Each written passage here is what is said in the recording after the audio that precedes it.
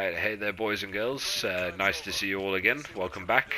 This is just a quick technical video, having another video in the Let's Get Technical playlist. Having a quick comparison. Now obviously the second nerf has been done on the DMR. We're all obviously probably pretty hopeful that we're all going to stop using it, and maybe everyone can call a bit of a sportsman's agreement that we'll all stop using that frickin' thing now. It'd be very nice. I'm sure everyone's sick of it. And if that is the case, then this is for those people who want to explore the alternative options of assault rifles that Cold War has brought to the table for us to consider in Warzone. So let's have a little bit of a look. What I've done is I've queued up a vanilla version of each of the 6 ARs. So we're going to start with the XM4, do the AK-47, then the Krieg 6 QBZ, then the FFAR, the FFAR. Oh, I hate saying that thing really quickly. Why couldn't they have just called it the FAR or something? They didn't have to have both Fs, come on. And followed by the Groser. And then to follow up with, what I've done is I've set up an XM4 and the other 5 ARs on modded blueprints, with all of the kind of, I suppose what you'd say, the meta attachments that people are going to be putting on ARs for Warzone. So mainly that's agency suppressor, one of the longer barrels I've gone for the takedown on all of them, so it's not messing up the recoil too badly like the task force barrel does on all of them. Then with sort of like 40 round, 50 round speed mags, and a serpent grip for fast ADS, and then field agent foregrip for sort of best possible recoil control, as it were. So let's have a look at how the recoil patterns without any controller input. Let's see how it lines up on all of those, alright? This is the XM4 to start with. Like I said, no controller input. Let's just see how it fires off.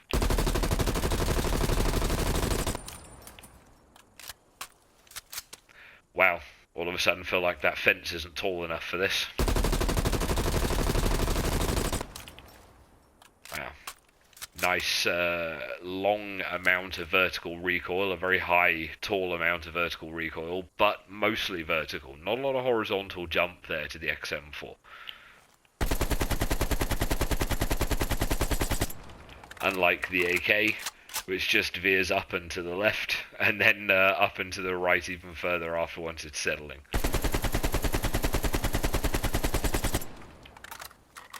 Sort of almost like typing in a question mark, like a backwards question mark shape for the recoil pattern.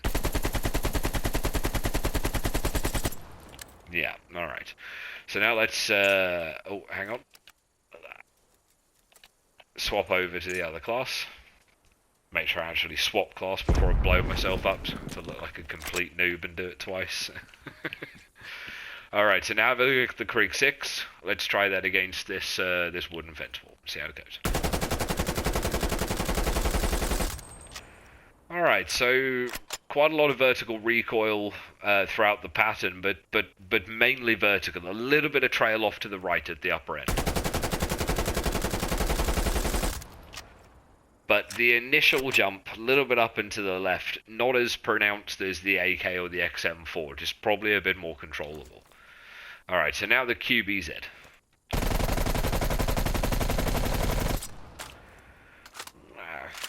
Quite a lot of horizontal, of course, but tons of vertical. Definitely difficult to control one like this when it's totally vanilla, I'd say. Unless, of course, you're like Nicky Merckx or something. Alright, so then on to the FFAR and the Groser. The FFAR is one that's had a bit of talk recently. A couple of the streamers, one streamer, Stoddy, did a video about the FFAR, said that if it's got the right attachments and there's a little bit of a hidden secret that he put out in one of his videos, it's very good information for everyone to have, and I'm hoping this spreads it a little further. That obviously with the Cold War attachments being what they are, they're a little broken in terms of their implied effects. JGod goes into this a lot as well, of course. Massive shout out to JGod. Thanks so much for your videos, man. I learned so much from you. It would be harder to play it if you weren't doing what you do. Thank you so much. And that is that if you put the bruiser grip on the FFAR, despite the fact that it says it's for like speed and melee quickness and all this. It actually has hidden vertical and horizontal recoil control buffs, and I'll demonstrate that towards the end of the video, so hang around for that. And it's very important because this is the vanilla FFAR, which is, well, you'll see, a little bit rampant. I mean, when was the last time you saw a weapon fire 25 rounds, just 25 rounds, and that get it all the way up over the roofline in a test like this? That's pretty heavy recoil. Alright, but mostly vertical. Little bit of right to left sway across, up through the general pattern, but mostly vertical. So that can be worked with quite easily for, controller or PC mouse players. Alright, so now the Groser, which is, I mean, inevitably it was going to be worse because it's a short-muzzled bullpup rifle. It's got a lot of power to it and a very short muzzle to control all of that power out of, so it was always going to be heavy on the recoil, that little thing. But wicked gun, as I understand it, it's a bit of a beast. Alright, so now let's go on to the Blueprint modded versions. Let's have a look at how these guys are stacking up with all of, like I said, the sort of like meta Warzone attachments. The stuff you'd expect everyone to want to put on it in Warzone. Alright, we'll use this board again. Alright, so XM4 with the agency suppressor, field agent foregrip, serpent speed tape, takedown barrel, that sort of stuff. Alright. Massively better than the original. So we can see how tight and vertical upward that spread is. It's almost in a straight line up to a certain point, about 1 foot above your target, where it narrows into a nice tight spread, as you can see there. So you get sort of the first 3-4 shots hitting in the low ground. I think the graphics have already de-rendered a few of those, but then you get a nice tight spread at the top. That could quite easily be your opponent's head, of course. See that one last time. And that is with no stick input whatsoever. That's actually a pretty massive improvement. The right attachments, the XM4, at least at this range, is pretty palatable, pretty viable for Warzone. Alright, let's have a look at the AK, same attachments.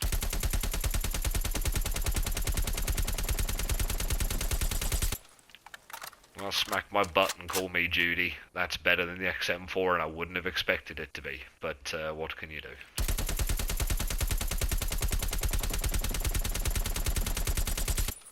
For the first time in my life, I feel like I might actually want to use an AK-47 in Warzone. It's a little brave, I know, but what can you do? Look at the pattern. That's amazing. That's super tight. Alright, now let's have a look at the Krig 6 and the QBZ. Alright, so Krig 6, same attachments. See how you stack. I swear to God I didn't touch the right stick. I swear to God, I'm playing on a PlayStation 4, I did not touch the stick. That was just all the gun.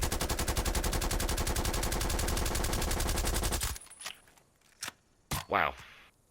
So that's at, 20 meters range. That's got about, half a foot of jump up from the initial 1 or 2 shots, and then it just settles all on its own right on target. It doesn't even move an inch. There's no left-right vertical there at all.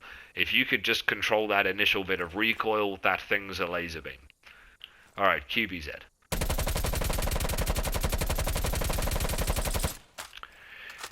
It's good. As you can see, it's good, but it's just a bit more erratic, It's just a little bit less control. It's just a little bit more, feisty. Let's say feisty. It's a nice word for it.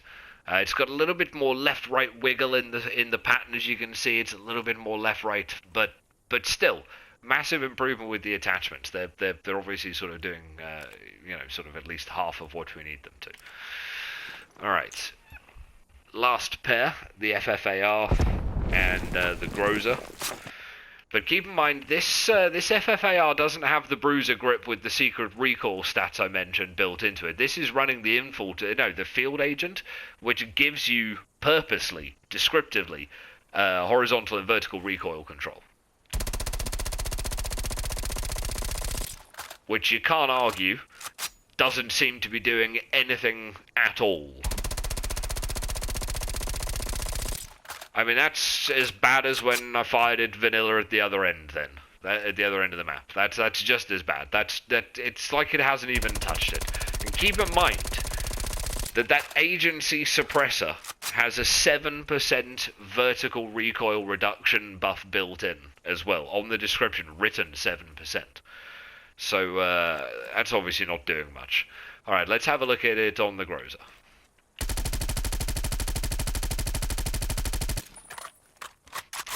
Again, attachments haven't really made a massive amount of difference to the general recoil pattern of the weapon.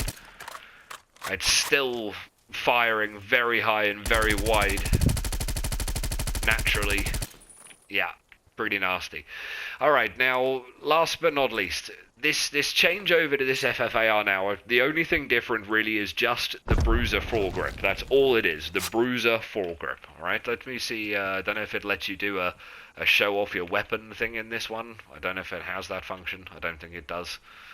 Yeah, flourish weapon, okay. And as you can see, Bruiser foregrip, not the field agent, right? Definitely not the field agent. Alright, watch the difference.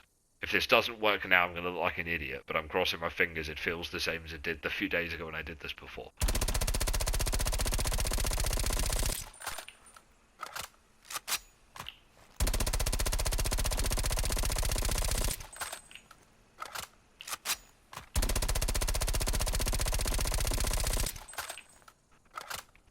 Okay, doesn't seem to feel like it's worked as well as it did the other day when I tried it out, but it's still, I think, quite an improvement. Obviously, doesn't say anything in the menu there about improving the recoil control on the Bruiser grip, but it definitely makes quite a difference. I think that this is also partnered up with, say, an axial 3x scope. It's going to give further recoil reduction, but that's got to be explored. Alright, thanks very much for your time today, guys. I hope the data helps, and I hope it means you can pick yourself a nice alternative weapon to run into Warzone with that isn't called a DMR. Enjoy. Take care.